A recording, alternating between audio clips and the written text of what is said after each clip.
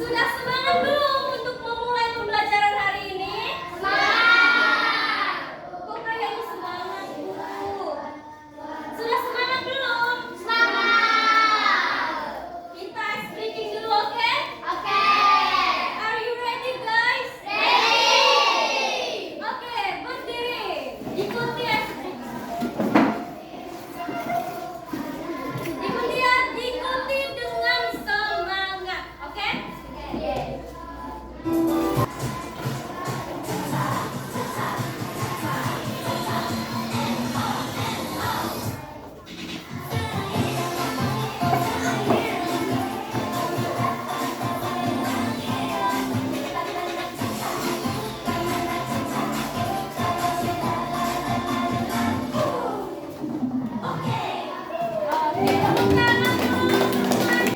Baiklah, karena sudah ice breaking dan Ibu lihat kalian itu sudah semangat, kita akan memulai proses pembelajaran. Hari ini kita akan membahas apa, anak-anak? Iman kepada hari akhir. Hari akhir. Kira-kira semua yang ada pada diri kita ini semuanya milik siapa? Allah. Iya, mainan punya siapa? Allah. Diri kalian punya siapa? Allah. Semua itu akan diambil oleh Allah lagi. Nah, mainan bisa Rusak. manusia bisa Mari. Nah, hari akhir, iman kepada hari akhir. Lihat, di sini ada yang namanya siklus kupu-kupu. Yang pertama, apa yang anak-anak lihat? Kupu-kupu dewasa. Kupu dewasa. Kupu-kupu dewasa menghasilkan apa? Telur. Lalu telur berkamuflase merubah menjadi apa? Ular. Nah, ulat larva menjadi apa? Kepompong. Kepompong atau pupa. Nah, setelah kepompong itu menjadi apa lagi? Kepompong. Kepompong. Setelah kepompong menetaslah, lahirlah yang namanya kupu-kupu Muda. Setelah muda, ia akan menjadi Dewasa. Nah, dari siklus ini sudah tergambar belum, Mbak? Itu di benak kalian tentang siklus kehidupan manusia juga. Sudah. Sudah tergambar? Sudah. Sudah. Oke, lanjut. Di sini ada pengertian iman kepada hari akhir. Apa itu iman? Iman itu merupakan kepercayaan dan keyakinan. Artinya iman kepada hari akhir itu merupakan mempercayai dan meyakini dengan sepenuh hati akan datangnya hari Akhir. Percaya akan terjadinya hari akhir itu termasuk mengimani rukun iman yang keberapa? 5. Nah, tahu tidak anak-anak, apabila diri kita ini tidak meyakini akan datangnya hari kiamat, hari akhir tadi, maka diri kita ini belum bisa disebut dengan seseorang yang beriman. Karena rukun iman itu yang wajib diimani oleh umat Islam atau Muslim itu ada 6.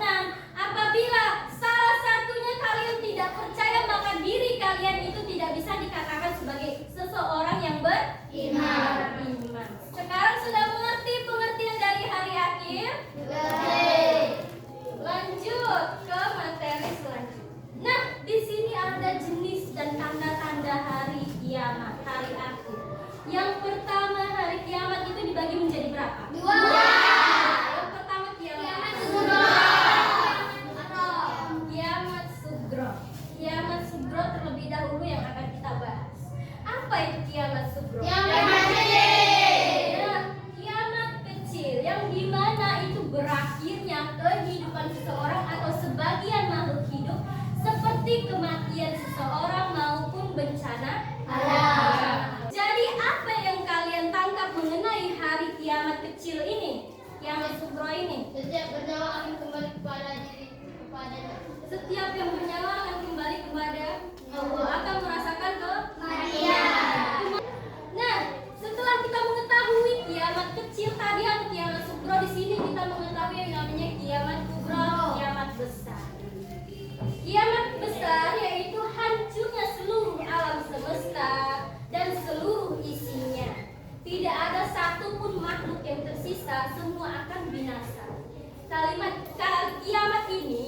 kiamat ini ditandai dengan ditiupnya apa?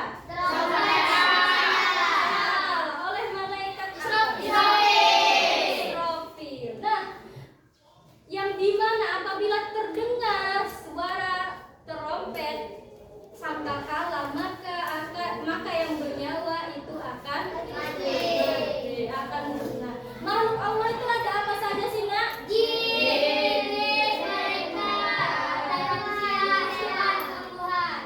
Tumbuhan. Semuanya ada Allah dan semuanya bernyawa tidak? Bernyawa. Nah, apabila ia telah mendengar suara terompet sangkakala dibunyikan oleh malaikat Israfil, maka semua itu akan meninggal. Nah, di sini paham kiamat kubro? Paham kiamat kubro. Oke, lanjut. Nah, di sini ada tanda-tanda kiamat kubro atau kiamat kecil. Apa saja tanda-tandanya? Munculnya nabi palsu.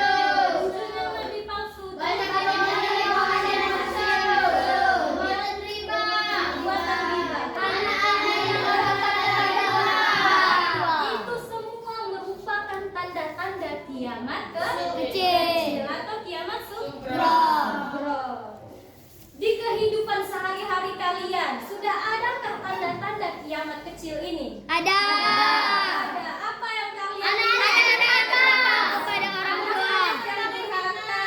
Banyak kebohongan dan kesaksian palsu. Banyak kebohongan seperti contohnya, ibu saya bersumpah tadi saya mengerjakan PR tapi bukunya ketinggalan. Padahal sumpahnya tadi itu merupakan kebohongan. Dia tidak mengerjakan PR, namun dia sudah bersumpah. Itu merupakan kesaksian Palsu. Saya bersaksi, Bu, bahwa Akdan tidak mencuri. Padahal tadi Ridho melihat Akdan itu mencuri. Namun Ridho sudah bersaksi bahwa Akdan tersebut tidak mencuri. Itu merupakan tanda-tanda kiamat kecil.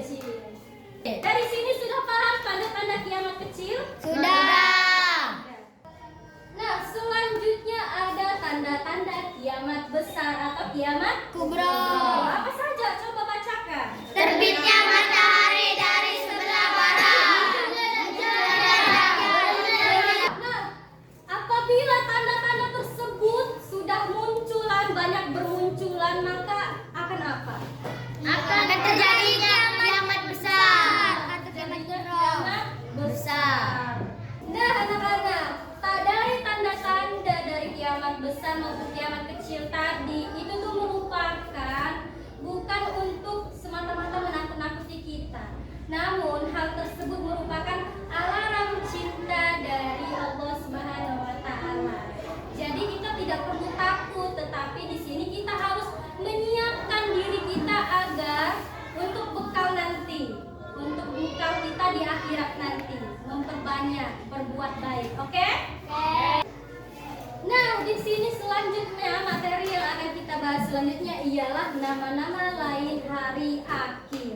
Yang pertama Yaumul Ba'ats, yaitu hari kebangkitan, yang dimana dibangkitkannya seluruh manusia dari zaman Nabi Adam hingga manusia terakhir, yang di dalam kubur itu dibangkitkan lagi oleh Allah Subhanahu wa Ta'ala. Lalu hari yang kedua yaitu Yaumul Mahsyar, yaitu hari tempat berkumpulnya manusia, lautan manusia. Nah, di sini anak-anak tahu tidak bahwa pada mahsyar nanti itu matahari hanya sebatas sejengkal ini.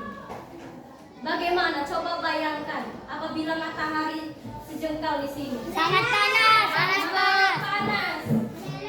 Meleleh oleh lautan Menjadi lilin. Contohnya seperti lilin.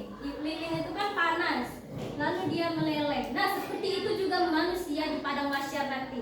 Yang melindunginya apa? Kira-kira awan perbuatan kita. baik. Jadi kalian sebagai manusia, agar terhindar dari lelehan tadi, kalian harus apa? Berbuat baik. Berbuat baik. Dan menjauhi maksiat. Menjauhi maksiat. Apa? Mencari amal. Mencari amal. Apa lagi? Menjauhi larangan Allah. Menjauhi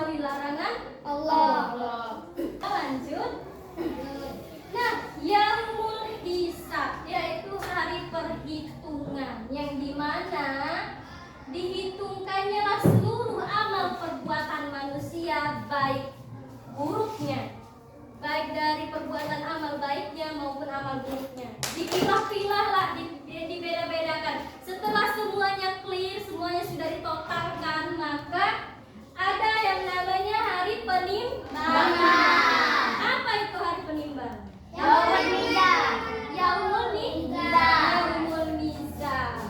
Yaumul mizan itu semua catatan amal baik dan amal buruk itu ditimbang.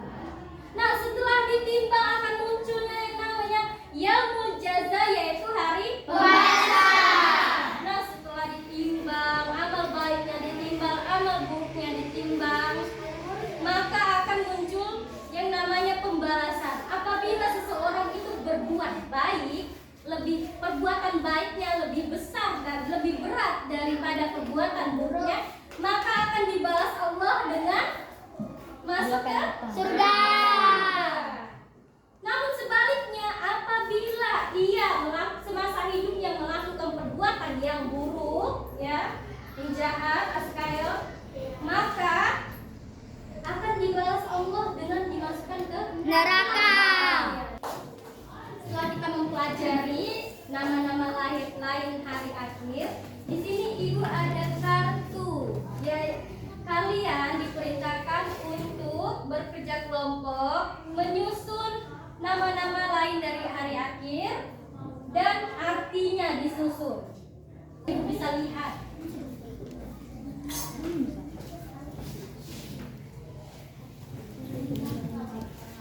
Yang pertama ada Angel Penjel. Yaumul ba'as. Yang membahas artinya apa? Nah, Membangkitkan. hari pembangkitan. Ridho, Yaumul mahsyar. Artinya hari berkumpul. hari berkumpul. Satunya. Yaumul mizan. Artinya hari penimbangan. Benar. Kita kasih aplaus dulu untuk kelompok 2. Oke, nah, dari pembelajaran hari ini dapat kita simpulkan bahwa hari akhir atau kiamat adalah peristiwa berakhirnya seluruh kehidupan di dunia dan dimulainya kehidupan akhirat. Semua manusia akan dibangkitkan untuk mempertanggungjawabkan amal perbuatannya selama di dunia, selama ia hidup. Kepercayaan kepada hari akhir itu mengajarkan manusia untuk selalu beriman, berbuat baik, menjauhi dosa dan mempersiapkan diri menghadapi kehidupan setelah